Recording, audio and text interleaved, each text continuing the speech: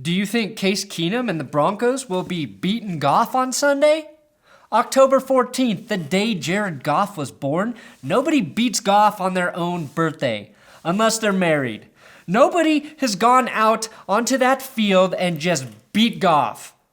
They've pushed, they've pulled, they've tugged, but 0 times did they fully complete beating Goff. It's also Han's birthday on Sunday. TGS superfan, super hands. So, big dick shout out to you, my man. Hans, your girl, Stephine, sent me a nice email about your birthday. Could a guy named Hans beat Goff on his birthday? Welcome to That's Good Sports. I'm Brandin. I've almost dug myself out of the dark, moist caverns that are an ass kicking by the New York Jets and am here to give Broncos country hope Perna. This is the Rams versus Broncos breakdown that the NFL Network doesn't have the time or balls to give you. All they want to talk about is Patrick Mahomes, how fast Saquon Barkley runs, and Bill Belichick blowing out his sprinklers this week. Today, I'll dive into this matchup and figure out if the Broncos have any chance in hell at winning this game. That's good sports.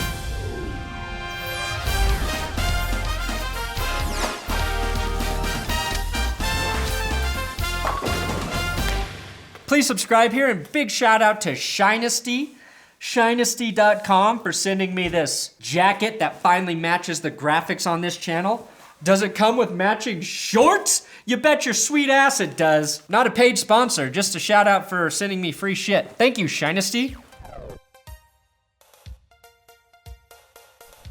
All right, this game, Denver definitely gets a half point for home field advantage. Might be the only point they get today, I don't know. Really, their greatest weapon on Sunday is not home field advantage, it's absolute desperation. In the NFL, that truly is dangerous. Vance Joseph versus Sean McVay. Easiest point I have ever given. Sean McVay is the hottest coach in the NFL, both from a physical standpoint, coaching ability standpoint, and temperature. Yeah, 102. He has the flu this week. Very, very hot right now. Why is Sean McVay a great head coach? An important question Broncos fans want the fucking answer to. It's because schematically, he's as smart as Bill Belichick. With the likability of Pete Carroll prior to Super Bowl 49, he's a player's coach, which means he treats his players like humans, like equals, and gives them the freedom to be themselves, but demands accountability and holds their respect and attention by having real football answers for them every week. He's like Josh McDaniels when the Broncos hired him. Football smarter than everyone in the room, but with one key difference. He's not an asshole who demanded players' respect instead of earning it. McVay earned his respect by providing an environment of open communication and honesty that has led to acceptance of a strict structure and expectations in the building that are unanimously followed by the players. LA, you're in for a long ride of success with Goff and McVay. Maybe similar to Belichick and Brady, but with a QB who nobody hates yet. Full point for the Rams. Rams O-line and running backs versus Broncos front seven. Here's what sucks as a Broncos fan. The Rams have 3 members of their organization that should be Broncos. Wade Phillips, Aqib Talib, and left tackle Andrew Whitworth. Free agency 2017. What was the Broncos' biggest need? Left tackle. Who did I plead for Elway to target? Andrew Whitworth exiting Cincinnati. One of the best in the game. He had missed 1 game in 4 years. Right now, he's ranked as the 2nd best tackle in the league. And the injury-prone, never-proven Menelik Watson was Elway's choice over Whitworth. Watson getting paid $5.5 million to not even fucking play this year. $5 million for nothing? And you could have had the best goddamn tackle in the league for $8 million a year? Thank God we waited for Garrett Bowles instead of drafting Ryan Ramczyk, currently 6th best tackle in the league. Todd Gurley is the best back in the NFL, and Sean McVay makes sure he gets the ball, unlike the running backs in Denver, who both average more yards per carry than Gurley right now. The craziest part, though, the Broncos defense will actually perform better against Gurley than they did Powell and Crowell. I highly doubt Gurley rushes for 323 yards by himself. Unless, of course, the Broncos continue with their tackling trend. 36 missed tackles this year. That's like 7 missed tackles per game, which Gurley definitely won't take advantage of. Rams, full point advantage here. Rams ball catchers versus Broncos secondary. It wasn't enough that Denver gave up 323 rushing yards last week. Sam Darnold completed 10 passes for 198 yards. That's like 20 yards per fucking pass play. Guess who is as fast as Robbie Anderson? Brandin Cooks. Don't worry, we have the perfect solution to stop speedy Brandin Cooks and 33-year-old injured Adam Jones, and no Aqib Talib to help cover Robert Woods, Brandin Cooks, and Cooper Kupp. Talib is on IR after having ankle surgery, but will return later this year. Had Elway kept Aqib Talib, he would have never gotten surgery or hurt. Everybody knows that. I'm going to give the Rams a half-point advantage here.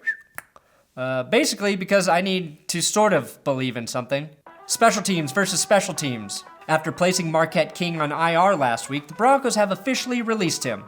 Thank God John Elway saved all that money by letting Britton Colquitt go. And nobody brings it like last year's leading tackler, punter, Britton Colquitt, who explodes from the shadows with tenacity. Drafting, then cutting Riley Dixon, overpaying Marquette King, so we could end up with a Colby Wadman, who averaged 41 yards a punt last week. Here's a really fun fact. Brett Kern, no, not the artist, the punter Josh McDaniels cut in 2009 is second best in the NFL, averaging 49.1 yards per punt. Guess who leads the league with most punts inside the 20 this season? Britton fucking Colquitt. This is where bargain shopping gets you in the NFL. Rams punter Johnny Hecker has 8 punts on the season. Wadman had to boot 8 punts last week. Thank God we have Brandon McManus. Otherwise, I would stop watching the Broncos. Oh, is that dramatic? Yes, it is. I would still watch them. Half point for the Rams. Broncos running backs and O-line versus Rams front 7. I know, I'm negative. I apologize. It's not all doom and gloom. Every decision Elway has made has not been terrible. Sometimes, though, you gotta suck to get better. That's how everyone masters the blowjob. As bad as Garrett Bowles is and probably always will be in pass protection, right now the Broncos' offensive line is one of the best in the league in the run blocking department. Wait, what? No. Vance Joseph might start Max Garcia over Connor McGovern. The guy who's becoming the best player on the line and the 3rd highest rated guard in the NFL. Yeah, that guy's the problem. That's the change we need. I finally understand how Jeff Fisher made Rams fans feel all those years, and I'm sorry, Rams fans. The worst part is Vance just defended the decision to throw the ball 51 times against the Jets, saying we can't keep running the ball against a stacked box. When the defense shows favorable passing situations, you gotta take it. Yeah, that's true if you ever throw the goddamn ball down the goddamn field. 7 pass attempts for over 15 yards last week? That means you threw 44 right into that stacked fucking box. I get it though. How can Case Keenum throw it downfield when Garrett Bowles is trying to tackle him every play? Just run the ball is what I'm saying. We know that the Rams' defensive line is good. Donald, Suh, Brockers, they will destroy the pocket faster than bleach. Case Keenum hates the pocket anyway, so just fucking roll him out where he's best. And the edge rushers, Longacre and Ubakam, should allow for Keenum to roll out. I'll give Denver a 0.25 advantage.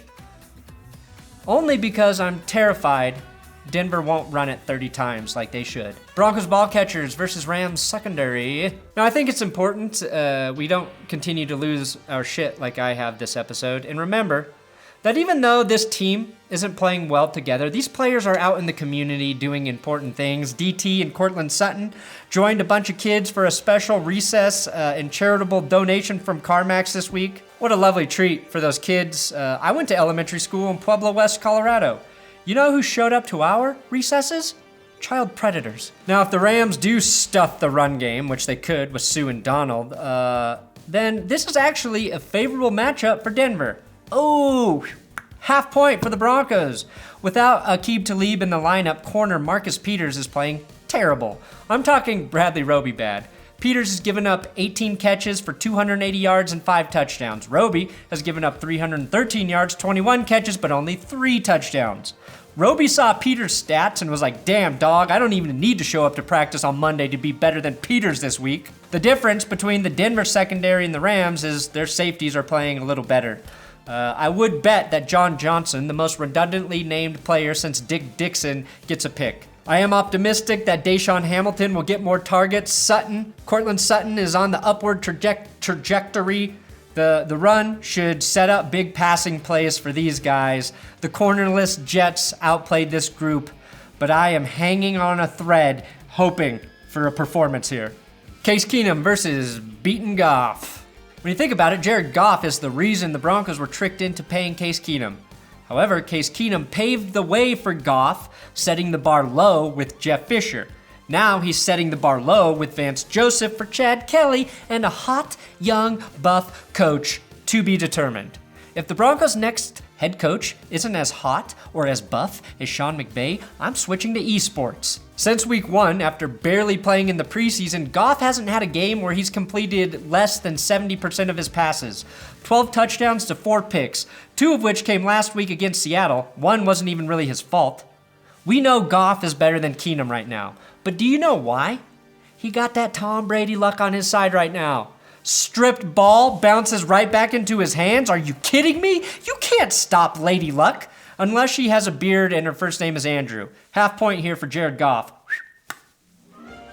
Rams, clear favorites. The points say they win. I say they win. I'd pick the Rams even if the Broncos were playing well right now. The Rams are just like the Chiefs. They're hot. They've got an amazing offense, questionable defense, except the Rams defense has real talent. I think Denver will play them tough, just like they did against Kansas City. But until I see this team play a good 60 minutes of football, I just don't see them outplaying a very good opponent, even with the power of desperation fueling them. Also, I do have Big Dick Patreon shoutouts for DJ Booney, Frequency Response Podcast, who interviewed me. We went deep on esports, so check them out on iTunes. Shay Ambrose, Jasmine, I want to Liu Kang kick Vance Joseph in the face, Dalton, upping to $8. Jasmine, I think you have an admirer. Jasmine Dalton is hot, LOL. Philip Buxton, Mousespace, Sebastian Avina, Brian Davis, ouchie, that hurts. Gooch Whisperer, Paul Dorneth, and Charles Eldred. Look, Patreon is how I make a living. It's how I pay Will Keys at WillKeys6 to help me write some of these episodes. So please consider donating. Patreon.com/thatsgoodsports. Please, desperation. I have never wanted you to bring me success more than I do this week. Thanks for watching another episode of That's Good Sports. Please subscribe here on YouTube. Thanks for watching these prediction episodes, even though I know every week it's getting harder and harder to do. Share them on social media, at Brandin Perna, Twitter, Instagram. I love you.